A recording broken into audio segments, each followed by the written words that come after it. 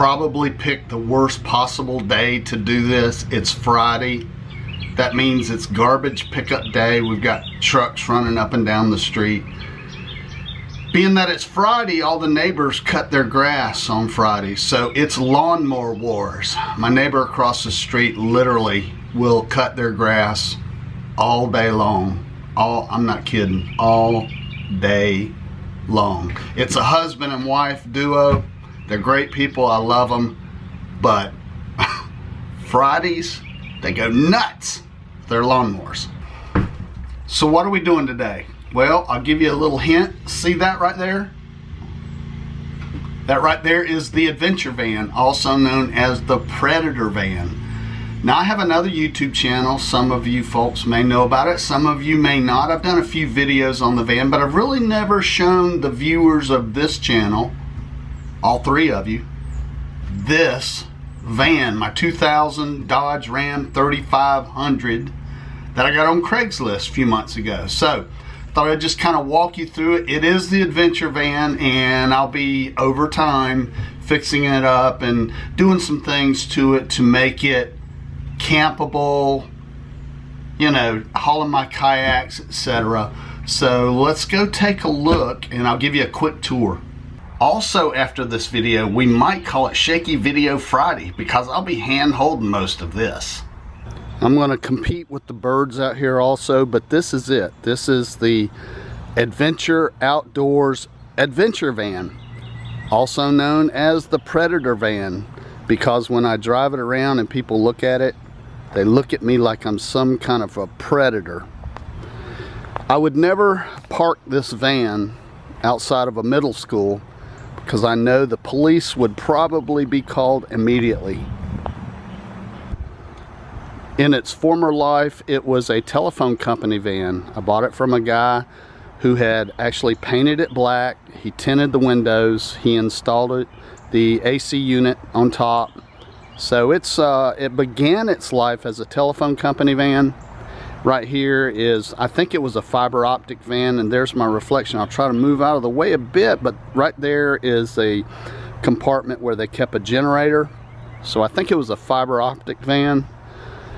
It's got 80-something thousand miles on it. Went and drove it, and I fell in love with it immediately. It was a very strong vehicle, strong motor.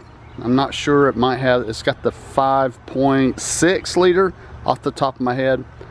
Some of the motor heads out there can correct me. I'd have to, I'm guessing without going and looking at the manual.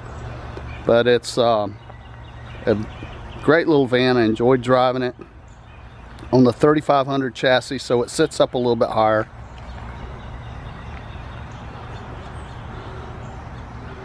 The van itself doesn't have AC, but the fact that they had installed this Dometic, and that's actually a heat pump, AC and heat, the fact that they had installed that, in my own mind, I was able to compromise and not worry about the AC. When I bought the van, it was full of the hardwired electrical that the phone company was using it for, so I ripped all of that out. So as a result, I've got some covers here that I need to replace, but I'll be installing my own electrical system in it. Quick shot from the rear doors. Now up front there was the metal cage. I removed all of that, took all that out, gave me a lot more room. There you can see the enclosure for what was the generator. I will reuse that, probably put a generator in it, fix that up, maybe put a sink in top. I've got all kind of plans for this van. Right up there is the AC. I've got the cover and everything off. Going to do some rewiring. But it's an open canvas right now for me to do with it whatever I want. And of course that makes it official. It is the Adventure Outdoors van. It has the sliding door on it. I wish it had the barn door, but hey, gotta take whatever I can get. Right here is that box with the generator and everything. Now what I had to do, there was a vent that was vented out, and it's vented here into the floor, so I removed all that. I'll have to get some metal and recover that. But I think this is going to be storage, and I've got some plans for the top of that. I think it's going to be pretty cool. There's plenty of room if a couple people want to sleep in here. I probably will do some sort of an air mattress or something like that. But I will insulate everything, insulate the top. I've got ideas in my head. I will put probably some fat mat type carpeting here in the back. The interior up here in the driver's compartment was actually in pretty good shape for a telephone company van, and I should know because I drove a phone company van when I worked for the phone company for about 15 years until I moved inside. So whoever was assigned this vehicle took pretty good care of it. Here's a little shot of the generator compartment. This right here was where they had actually hardwired AC into that AC unit on the roof. I'll be redoing all of that wiring. But right here, this has all kind of possibilities right here. It's actually the 5.9 liter. So everything was looking good when I bought it. The only thing that I've had to do is replace a blower fan motor in it for the heater. Everything else is hunky-dory. A little view out the back. I removed all this cage that was in here, so that was really gave me a lot more room to work in this van.